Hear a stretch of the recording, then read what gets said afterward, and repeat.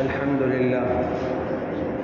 لله نحمده ونستعينه ونستغفره ونؤمن به ونتوكل عليه ونعوذ بالله من شرور أنفسنا ومن سيئات أعمالنا من يهده الله فلا مضل له ومن يضلله فلا هادي له ونشهد أن لا إله إلا الله وحده لا شريك له ونشهد أن سيدنا ومولانا محمدًا عبده ورسوله صلى الله تعالى عليه وعلى آله وأصحابه وأزواجه وذرياته وأهل بيته وبارك وسلم تسليما كثيرا أما بعد فأعوذ بالله من الشيطان الرجيم بسم الله الرحمن الرحيم وما أرسلناك إلا رحمة للعالمين وقال تعالى إن الذين يؤذون الله ورسوله لعنهم الله في الدنيا والآخرة وأعد لهم عذابا أليما وقال تعالى يا أيها الذين آمنوا لا ترفعوا أصواتكم فوق صوت النبي وقال رسول الله صلى الله عليه وسلم لا يؤمن أحدكم حتى أكون أحب إليه من والده وولده والناس أجمعين صدق الله مولانا العظيم وصدق رسوله النبي الكريم بزرگان محترم، عزیز دینی اور ایمانی بھائیوں اور نوجوان ساتھیوں، اس وقت ہمارا ملک ایک سنگین صورتحال سے گزر رہا ہے اور اس میں کوئی شک نہیں ہے کہ اس ملک کے حالات کا ہنگامہ اس وقت پوری دنیا میں ہے۔ ہر طرف ایک شور برپا ہے اور یہ بات اس ملک کے باسیوں کے لیے، یہاں کی حکومت کے لیے، یہاں کے افراد کے لیے افسوس کا مقام ہے، افسوس کی ہے کہ پوری دنیا میں اس ملک کی بے عزتی کی جا رہی ہے اور یہ اس کی جو سب سے اہم وجہ ہے وہ حضور اکرم صلی اللہ علیہ وسلم کی ناموس رسالت ہے، آپ کی عزت ہے، آپ کا احترام ہے، آپ کا نام ہے اور آپ صلی اللہ علیہ وسلم کی جو حیات طیبہ ہے، آپ کی جو مبارک شخصیت ہے۔ تاریخ گواہ ہے کہ پوری دنیا میں جب کہیں کسی مجرم نے، شیطان نے نبی پاک علیہ السلام کے بارے میں کوئی گستاخی کی، آپ کی شان میں کی، یا پھر آپ کی ذات کے سلسلے میں کوئی بات کہی، یا پھر آپ کے خط کی بے حرمتی کی، اللہ نے اس فرد کو، اس قوم کو، اس ملک کو، اس طاقت کو نیست و نابود کیا ہے، اس کو ذلیل و رسوا کیا ہے اور یہ دکھا دیا کہ محمد عربی صلی اللہ علیہ وسلم کا جو مرتبہ ہے وہ انسانیت میں سب سے بلند ہے، وہ اللہ کے بعد سب سے بلند ہے اور پوری دنیا میں بلکہ پوری انسانیت میں ان کا مرتبہ سب سے بلند ہے، ان کا مقام سب سے اونچا ہے۔ جو اس تک پہنچنے کی کوشش کرے گا، ان کے خلاف زبان کھولے گا، ان کے بارے میں کوئی بات کہے گا تو پھر وہ ذلیل ہوگا، وہ رسوا ہوگا اور تاریخ ہمیں اس کے مشاہدے کرواتی ہے۔ تاریخ میں یہ بات موجود ہے، سیرت کے واقعات موجود ہے کہ پہلے دن سے جس وقت حضور اکرم صلی اللہ علیہ وسلم نے مکہ مکرمہ میں اعلان کیا اسلام کا، اعلان کیا حق کا، اللہ کی دعوت کی طرف بلایا آپ نے اور اللہ کی عبادت کی جب دعوت دی تو مکہ میں ایک ہنگامہ برپا ہوا۔ اس وقت کی صورتحال تھی کہ 3 سال تک یہ سیکرٹ مشن چل رہا تھا کہ دھیرے دھیرے لوگوں کو دعوت دی جا رہی تھی اور جب حکم نبی کو ملا کہ اب علل اعلان سب کو دعوت دینا ہے تو آپ نے قریش کے افراد کو، مکہ کے تمام لوگوں کو فوراً ایک ایمرجنسی کال دی اور بلایا اور پھر صفا پر آپ کھڑے ہوئے اور نیچے سب کو جمع کیا اور اللہ رب العزت کی عبادت کی طرف دعوت دی اور یہ کہا کہ لوگوں صرف ایک اللہ کی عبادت کرو، اس کے علاوہ کوئی معبود نہیں ہے۔ جب یہ اعلان مکہ مکرمہ میں کیا گیا تو کچھ افراد وہ تھے جو خاموش ہو گئے، کچھ افراد وہ تھے تھے جنہوں نے کچھ جوابات دیے، کسی نے اسلام قبول کیا، لیکن ابو لہب جو اس وقت سردار کی حیثیت رکھتا تھا اور مکہ کی رائل فیملی کا انسان تھا، اور نبی پاک علیہ السلام کی بھی قریبی رشتہ داری اس سے ہوتی تھی،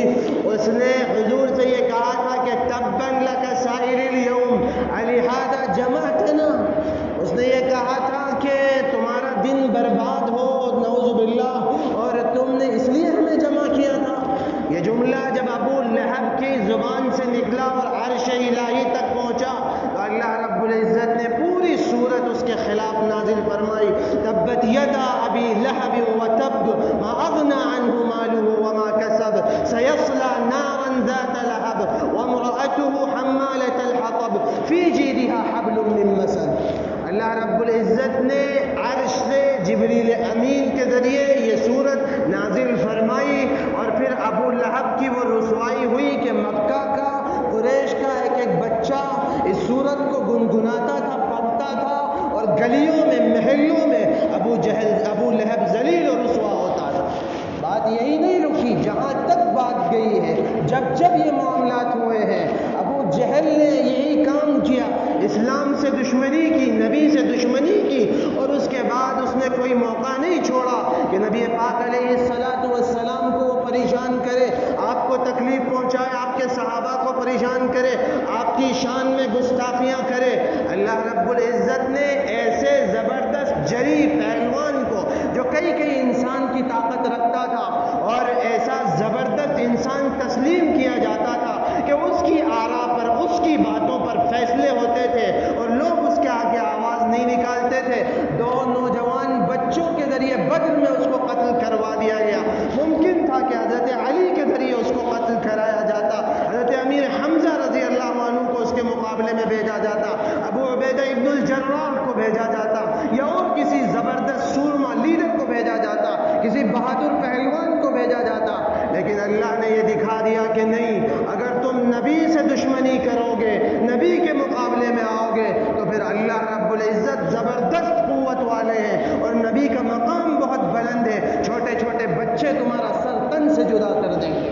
یہ صورتحال بدر میں پیش آئی، اور اس کے پہلے طائف کا جو واقعہ پیش آیا کہ طائف میں لوگوں نے ظلم کیا، حضور اکرم صلی اللہ علیہ وسلم پر، آپ کو لہولوان کر دیا، اور آپ صلی اللہ علیہ وسلم بے ہوش ہو کر گر گئے، آپ کے نعلین مبارک پیر میں، قدموں میں خون سے جم گئی۔ اس کے بعد کیا ہوا؟ طائف پورا کے پورا مسلمان ہو گیا، ابو جہل کو ختم کیا گیا، اور اس کے بیٹے اکرمہ رضی اللہ عنہ سچے صحابی بنے جنہوں نے اسلام کی خدمت کی۔ یہ تاریخ کا حصہ ہے، اور آگے آئیے۔ اس کے بعد مدینہ منورہ میں حضور اکرم صلی اللہ علیہ وسلم نے یہ فیصلہ کیا کہ اب اسلام عرب کی تمام سرحدوں میں پہنچ چکا ہے، عرب کی سرزمین، عرب کی پوری سرزمین اسلام کے نور سے منور ہو چکی ہے۔ اب ضرورت ہے کہ دنیا کے دیگر ممالک میں اسلام کے پیغام کو پہنچایا جائے، اور دیگر طاقتوں کو اسلام کی طرف متوجہ کیا جائے، اور جو اس وقت کی عظیم طاقتیں ہیں ان کو بھی اسلام سے متعارف کرایا جائے۔ لہذا حضور اکرم صلی اللہ علیہ وسلم نے تمام بادشاہوں کو خطوط لکھے، ہرقل کو لکھا، جو روم کے بادشاہ تھے، اس کو خط لکھا، نجاشی کو لکھا، اور اس کے بعد اور بھی افراد کو، اور بھی بادشاہوں کو خط لکھا۔ کسی نے احترام کیا، کسی نے اسلام قبول کیا، اور جو کسریٰ تھا فارس کا بادشاہ، اس نے حضور اکرم صلی اللہ علیہ وسلم کے خط کی بے حرمتی کی اور اس کو ٹکڑے کر دیا، آپ کے مبارک خط کو۔ تو حضور نے یہ کہا تھا کہ اللہ اس کے ملک کے ٹکڑے کرے گا، اور اس کے بعد پھر اللہ نے اس کی طاقت کو ختم کیا اور اس کو ذلیل و رسوا کر کے رکھ دیا۔ تاریخ ہمیں یہ بتاتی ہے کہ جب کوئی مجرم، کوئی خبیث، کوئی شیطان نبی کے خلاف اٹھا ہے، اللہ نے اس کو ذلیل و رسوا کر کے رکھ دیا ہے۔ لیکن دوسرے پہلو کو یاد رکھنے کی ضرورت ہے، دوسرے پہلو پر نظر رکھنے کی ضرورت ہے، دوسری چیز کو مد نظر رکھنے کی ضرورت ہے، اس کو ہمارے سامنے رکھنے کی ضرورت ہے، اور وہ ہے صحابہ کرام کی زندگی، وہ ہے ان کی نبی سے محبت، وہ ان کا سنتوں پر عمل کرنے کا جذبہ، وہ ان کا نبی پاک علیہ السلام کی تعلیمات کو اختیار کرنے کا جذبہ، اور اس کی جو صورتحال تھی، ظاہر ہے کہ جب وہ وہ صورتحال پیدا ہوئی تو ایک طرف دنیا میں اسلام کا ڈنکا بجنے لگا، لوگ ان کو تسلیم کرنے لگے، اور دوسری طرف اگر کسی نے ان کے خلاف کوئی بات کہی تو اللہ نے اس کو ختم کر کے رکھ دیا۔ آج اس وقت اس ملک کی جو صورتحال ہوئی ہے، اور پچھلے دنوں سے ہم دیکھ رہے ہیں کہ جو معاملات مستقل مساجد کے ساتھ کیے جا رہے ہیں، اور جو معاملات مسلمانوں کے ساتھ ظلم کے کیے جا رہے ہیں، اور اس کے بعد پھر بات یہاں تک پہنچی ہے کہ اب حضور اکرم صلی اللہ علیہ وسلم کی ناموس پر حملہ کیا جا رہا ہے، تو ظاہر ہے کہ پھر مسلمان چین سے نہیں بیٹھ سکتے، اس لیے کہ حضور اکرم صلی اللہ علیہ وسلم کی شان مبارک اور آپ کی ناموس مبارک ہمیں اپنی جانوں سے زیادہ محفوظ ہے، ہمیں اپنی عزتوں سے زیادہ محفوظ ہے۔ حضور اکرم صلی اللہ علیہ وسلم کی ناموس پر ہم کوئی بات برداشت ہرگز نہیں کر سکتے۔ دنیا نے اس کا منظر دیکھ لیا، لیکن اے مسلمانوں، اس وقت ضرورت ہے کہ حضور اکرم صلی اللہ علیہ وسلم سے جو ہم محبت کے دعوے کرتے ہیں اس کو عملی طور پر اختیار کیا جائے، اس کو اپنی زندگیوں میں نافذ کیا جائے، اور ہم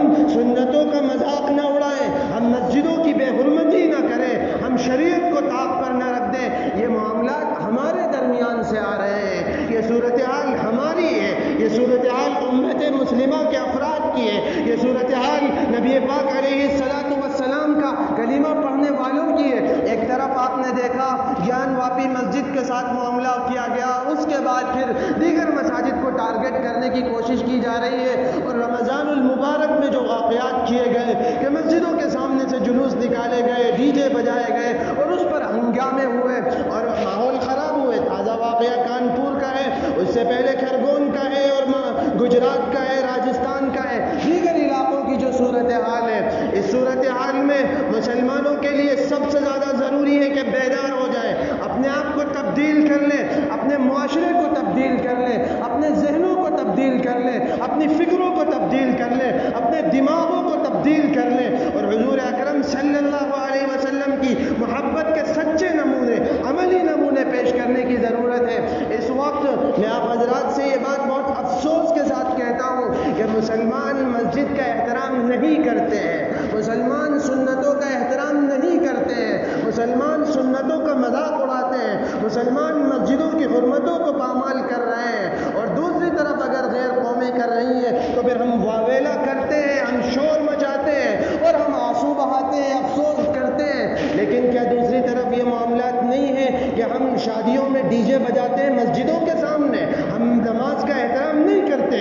ہم اذان کا احترام نہیں کرتے، تو پھر کیسے ممکن ہے کہ کوئی دوسرا آپ کی مسجدوں کا احترام کرے گا؟ مسلمانوں کے لیے حرام ہے کہ وہ اس طرح کے معاملات کریں۔ آپ کی یہ مسجد بالکل روڈ پر ہے، اور اس کے بعد پھر مدرسے کی مسجد ہے، اور کتنی مساجد ہیں اس پر روڈ پر آگے اس علاقے میں ہے، کہ یہ معاملہ غیر مسلموں کی طرف سے ہو رہا ہے، کہ یہ معاملہ یہودیوں کی طرف سے ہو رہا ہے، کہ یہ معاملہ کوئی دوسری قوم آ کر کر رہی ہے، کہ آپ پوری قوت کے ساتھ حرام گانے بجاتے ہیں، میوزک بجاتے ہیں، آپ کو یہ احساس نہیں ہوتا کہ مسجد یہاں پر موجود ہے، اللہ کا گھر موجود ہے۔ اے مسلمانوں، اگر شریعت کی تم بے حرمتی کرو گے، شریعت کو تم پامال کرو گے، شریعت پر تم عمل نہیں کرو گے، تو پھر خدا کا یہ فیصلہ ہے کہ بے نام و نشان کر دیے جاؤ گے، مٹا کر رکھ دیے جاؤ گے، تمہاری عزتیں ختم ہو جائیں گی، تمہاری عظمتیں لوگوں کے درمیان سے ختم ہو جائیں گی، اور جو قوم شریعت کو اختیار کرے گی، اللہ رب العزت کا وعدہ ہے کہ اس کو پھر بلندی عطا کی جائے گی۔ اور یہ بات میں اپنے پاس سے نہیں کہہ رہا ہوں، یہ بات تاریخ میں موجود ہے، یہ بات ہسٹری میں موجود ہے کہ جب جب مسلمانوں نے شریعت کو اختیار کیا، وہ دور نبی پاک علیہ السلام کا رہا ہو جو خیر القرون تھا، سب سے بہترین دور تھا، وہ دور صحابہ کرام کا ہو، وہ دور خلفائے راشدین کا ہو، وہ دور حضرت معاویہ رضی اللہ عنہ کا ہو، یا کسی صحابی کا ہو، یا کسی مسلم حکمراں کا ہو، کہ جس وقت شریعت کی پابندی کی گئی تو پھر دنیا ان کو ہاتھوں ہاتھ لینے لگی۔ آپ اگر دیکھیں گے عمر ابن عبدالعزیز رحمہ اللہ کا واقعہ، آپ اگر دیکھیں گے جناب صلاح الدین ایوبی رحمۃ اللہ علیہ کی سیرت کو، اگر آپ دیکھیں گے اور دیگر مسلم حکمرانوں کی تاریخ کو، اگر آپ دیکھیں گے نور الدین زنگی اور عماد الدین زنگی کی صورتحال کو، اگر آپ دیکھیں گے جناب اورنگزیب عالمگیر رحمۃ اللہ علیہ کی سیرت کو، اگر آپ دیکھیں گے ایسے مسلم حکمرانوں کو جنہوں نے شریعت پر کی پابندی کی، بھلے دنیا آج ان کے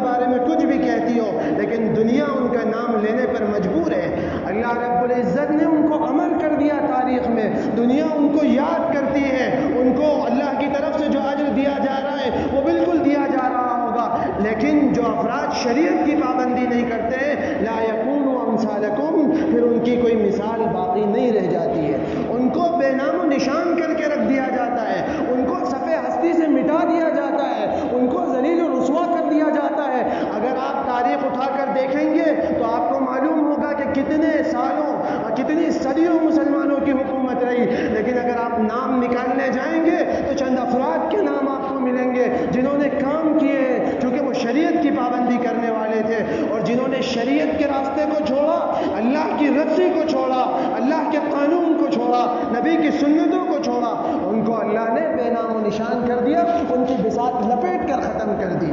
تاتاریوں کا جو واقعہ پیش آیا، جب تاتاری اٹھے، بہت سے مدرسے تھے بغداد میں، بہت سے افراد تھے، علماء بھی تھے اور بہت سے لوگ تھے، لیکن کیا ہوا، معاملہ کیا ہوا، صورتحال کیا ہوئی، بیت المقدس ہاتھوں سے چلا گیا، مسلمانوں کی بڑی بڑی سلطنتیں ختم ہو گئی، مسلمانوں کی طاقتیں ختم کر کے رکھ دی گئی، اور مسلمانوں کی کتابوں کو ندیوں میں بہا دیا گیا۔ یہ صورتحال کیوں ہوئی؟ اس لیے کہ نبی کی سنتوں کو چھوڑا گیا تھا، شریعت کو پامال کیا گیا تھا، شریعت کا مذاق اڑایا گیا تھا۔ آج کی اس صورتحال میں مسلمانوں کی طرف سے جو معاملات کیے جا رہے ہیں اس کو تبدیل کرنا ضروری ہے، اپنے اندر تبدیلی پیدا کرنا ضروری ہے۔ مسلمانوں کے لیے ضروری ہے کہ ہر موقع پر اور ہر لمحے وہ شریعت کو اختیار کرے، شریعت کے دائرے سے باہر نہ نکلے، شریعت کو پامال نہ کرے، اس کا مذاق نہ اڑائے، نبی کی سنتوں کو اختیار کرے۔ اور اللہ رب العزت نے جو بات فرمائی تھی، ادخلوا فی السلم کافہ ولا تتبعوا خطوات الشیطان، کہ لوگوں اسلام میں پورے داخل ہو جاؤ، شیطانوں کی پیروی مت کرو۔ یہ صورتحال نہ ہو کہ مسجدوں میں مسلمان ہو اور نبی کے خلاف اگر کوئی کہے تو مظاہروں میں شریک ہو اور طرح کے پوسٹ وائرل کرتے رہو، لیکن تمہاری عملی زندگی اس سے خالی ہو، تمہاری عملی زندگی میں سنتیں نہ ہو، تمہاری عملی زندگی میں شریعت کی پابندی نہ ہو، تمہاری عملی زندگی اللہ کے حکموں کے خلاف ہو، تمہارے اعمال نبی کو ناراض کرنے والے ہو، تمہارے اعمال اللہ کو ناراض کرنے والے ہو، تو پھر معاشرے میں تبدیلی کس طرح ممکن ہوگی؟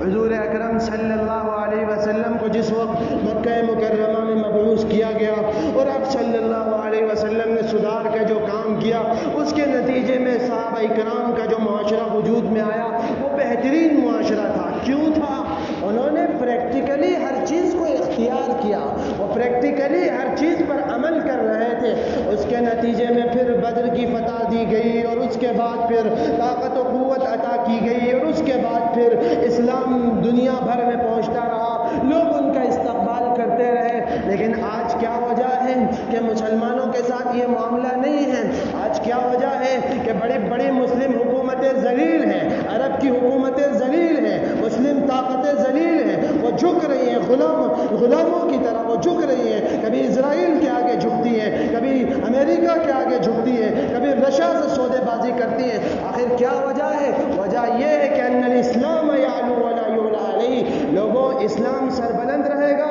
اس کو چھوڑو گے، اس سے دوری بناؤ گے تو ہر کسی کے آگے جھکو گے، اور اگر ایک اللہ کے آگے جھکو گے، صرف اس کے آگے سجدہ کرو گے، صرف اس کی عبادت کرو گے، صرف اس کے حکم کو مانو گے، تو پھر ساری طاقتیں تمہارے آگے جھکیں گی، اور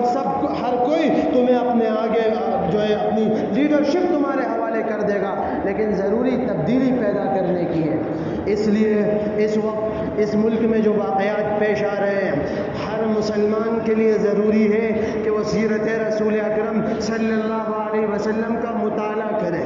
ہر زبان میں سیرت کی کتابیں موجود ہیں، ہندی میں، انگریزی میں، اردو میں، اور بھی علاقائی زبانوں میں کتابیں موجود ہیں۔ نبی پاک علیہ السلام کی سیرت کا مطالعہ ایک انسان کو کرنا ہے، ایک نوجوان کو کرنا ہے، اور سنتیں ایک فرد کو اختیار کرنی ہے۔ آپ کمپٹیشن کرتے ہیں فیشن کو اختیار کرنے میں، آپ کمپٹیشن کرتے ہیں دنیا کے معاملات میں، حضور اکرم صلی اللہ علیہ وسلم کی سنتوں کو اختیار کرنے میں کمپٹیشن کی کیفیت پیدا کیجیے۔ ایسی صورتحال پیدا کیجیے کہ ہر طرف، ہر ملک میں، ہر صوبے میں، ہر علاقے میں، ہر محلے میں، ہر روڈ پر نبی کے دیوانے نظر آئے، سنتوں پر عمل کرتے ہوئے نظر آئے، اور لوگوں کو یہ محسوس ہو کہ یہ واقعی معنوں میں حضور اکرم صلی اللہ علیہ وسلم سے سچی محبت کرنے والے ہیں، اور یہ ان کے دیوانے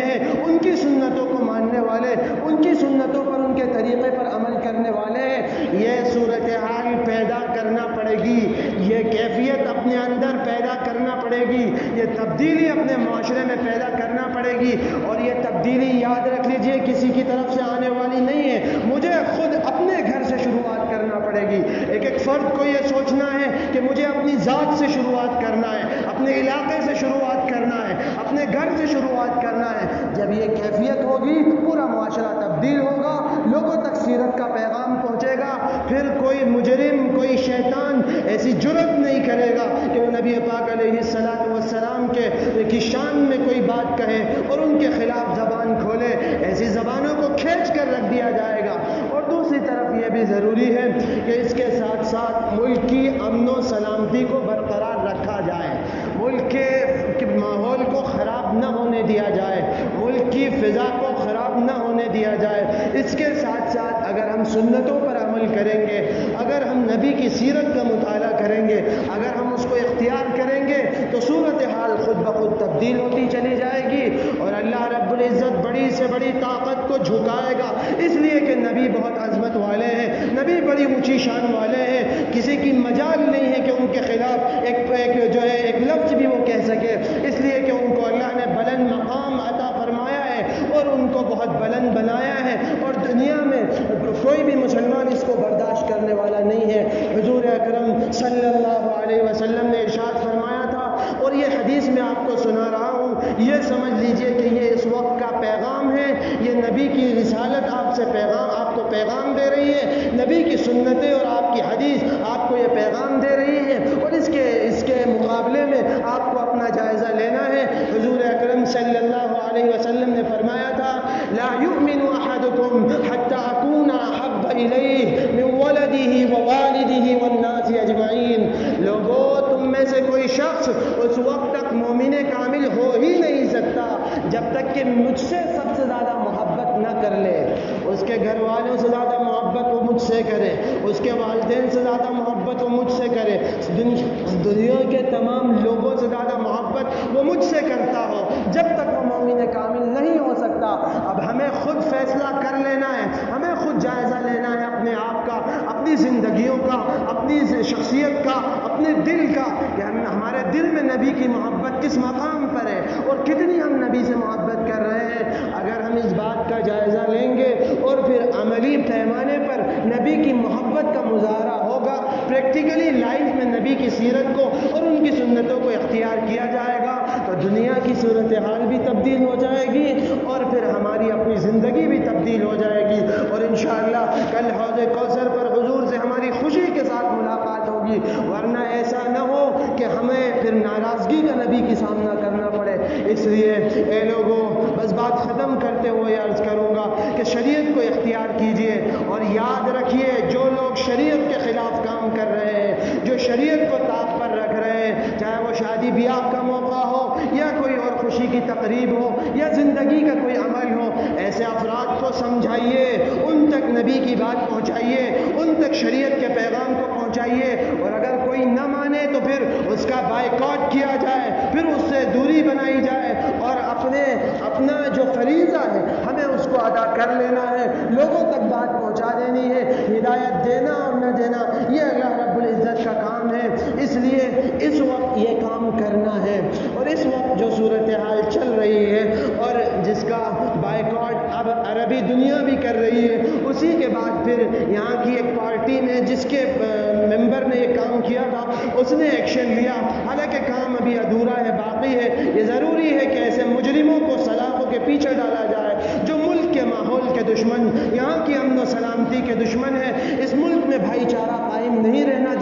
چاہتے ہیں، ایسے لوگوں کی معاشرے میں جگہ نہیں ہے، ایسے لوگوں کی اس ملک میں جگہ نہیں ہے۔ اس لیے ہم امید کرتے ہیں اور اس کی ضرورت بھی ہے کہ اب ہمارے اندر تبدیلی پیدا ہوگی، اب ہم بیدار ہوں گے۔ اب تک جو ظلم کی صورتحال تھی وہ ہم برداشت کر رہے تھے، لیکن اب بیدار ہونا پڑے گا۔ حضور اکرم صلی اللہ علیہ وسلم نے فرمایا تھا، انصر اخاک ظالما او مظلوما، لوگوں ظالم کی بھی مدد کرو کہ اس کا ہاتھ پکڑ لو، اس کو بتاؤ کہ تم غلط کر رہے ہو، اور مظلوم کی تو ہمیں مدد کرنا ہی ہے۔ اس لیے بس یہی بات کہتا ہوں، سنتوں کو اختیار کرنا ہے، شریعت کو اختیار کرنا ہے،